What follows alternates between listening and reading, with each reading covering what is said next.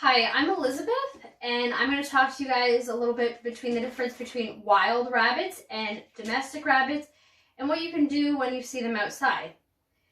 So with our wild rabbits in southern Ontario, we have eastern cottontails, and they are brown rabbits, and they stay the same color all year round. And then we have our snowshoe hares, which we only really see in forests. We don't usually see them in our backyards. And these guys are white in the wintertime, and they are brown in the spring, summer, and fall time. And even in the wintertime, they're not going to be a complete pure white color like our domestic rabbits usually are. They are going to have usually some speckling in their ears or maybe in their feet, or either in their bodies as well. They can have little speckles of brown. And they also have very large feet. And with our eastern cottontails, they can look similar to our domestic rabbits, but they usually have a leaner body and they have leaner looking faces. They also have different ear set as well. And our domestic rabbits come in a variety of different colors, so they can be white, they can be brown, they can be black, they can be an orangey color. There's so many different colors that they can be. And this is like usually the main point to, the differences is the color. We do have brown rabbits though that do look very similar to them.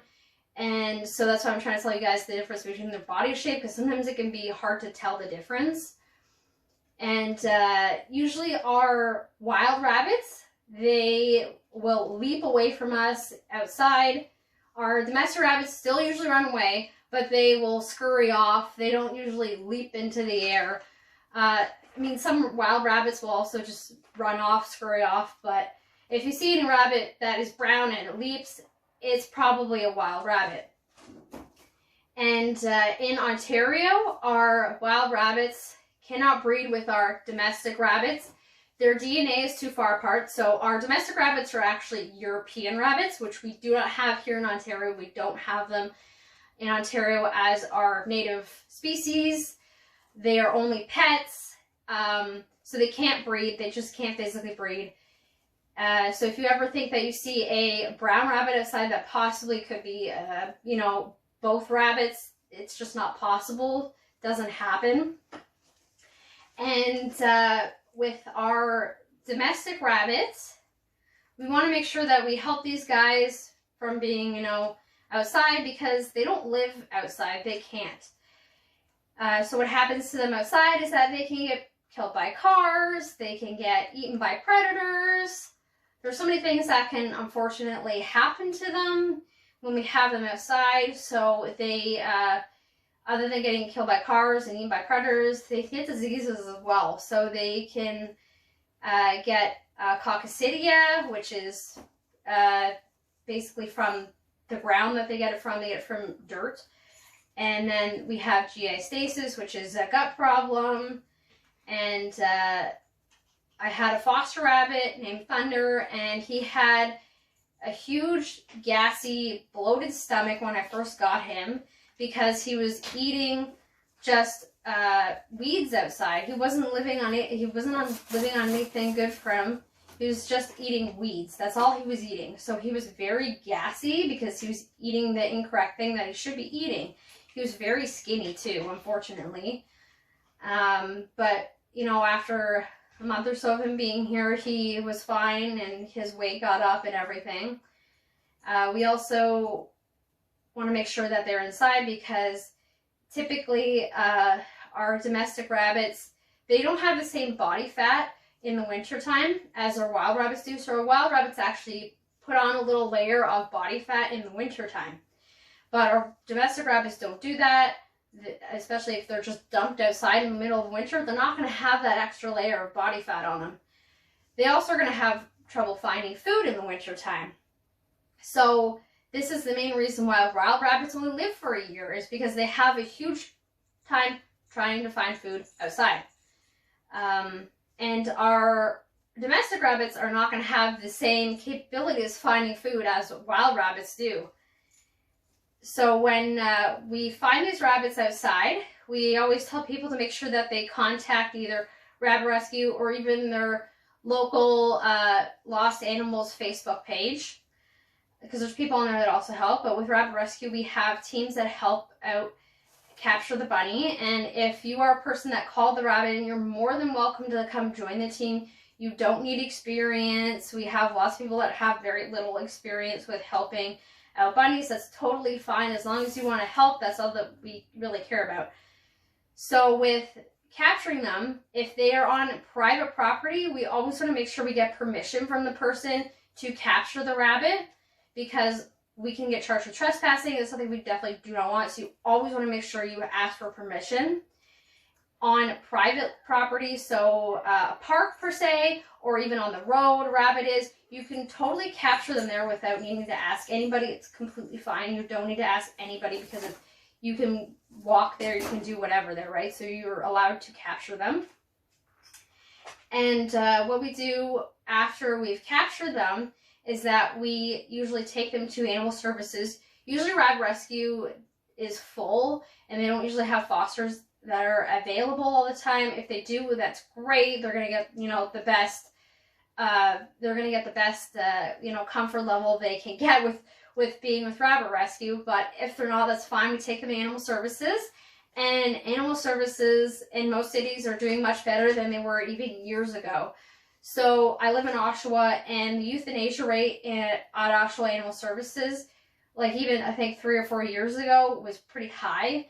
And now they're actually considered a no-kill shelter. And this is within, you know, a few years. So a lot of animal services have become a lot better with the care of their animals than they were years ago. It's also illegal for them to put down healthy animals. They can put down animals with behavioral problems or with illnesses. But usually they always try and help with that as much as they can nowadays, as opposed to, you know, years ago. They didn't do that as much.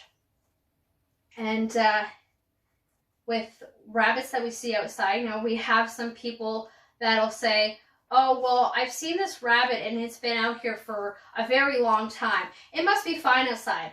Well, most of the time, if you've seen a rabbit for a long time, it's probably not the same rabbit.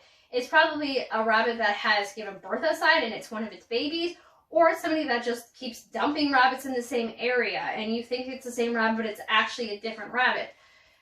And just because you see a rabbit, even if you do see a rabbit that's been out there for a long time, does not make them wild. They are still very much a domestic rabbit.